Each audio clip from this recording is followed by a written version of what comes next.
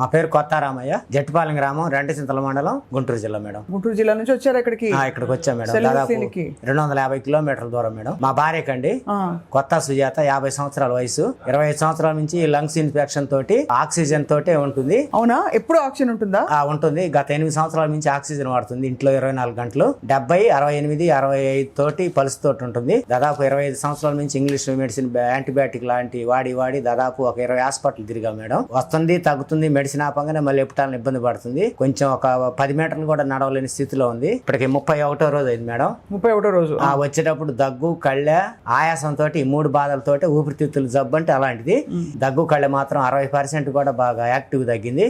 పూర్తిగా కళ్ళె తగ్గింది, దగ్గు కూడా బాగా తగ్గింది, నిద్ర కూడా ప్రశాంతంగా పడుతుంది. మనిషి కూడా హుషారుగా ఉంది ఈ మందులు వాడిన కాడ నుంచి.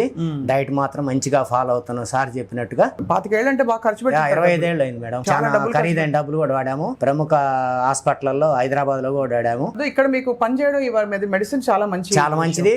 దగ్గు కళ మాత్రం కూడా దాంతో కూడా సంవత్సరాలు ఇబ్బంది పడుతూ కూడా 50% 31 రోజులకే తేడా వచ్చింది. డైట్ కూడా బాగా 100% క్లియర్ గా వాడుతున్నాము. తగ్గుదని ఆశతోటి డాక్టర్ గారి నమ్మకం తోటి వచ్చాము మేడం. అయితే మీరు ఎన్ని రోజులకు ఒకసారి రావాల్సి వస్తుంది ఇక్కడికి ట్రీట్మెంట్ కి? ఫస్ట్ నెల ఒకసారి వచ్చాము 30 రోజుల క్రింద. మళ్ళీ ఇవాళ 2వ నెల మొదటి రోజు మేడం. ఇవాళ స్టార్ట్ ఇవాళ మళ్ళీ మందులు అని తీసుకున్నారు.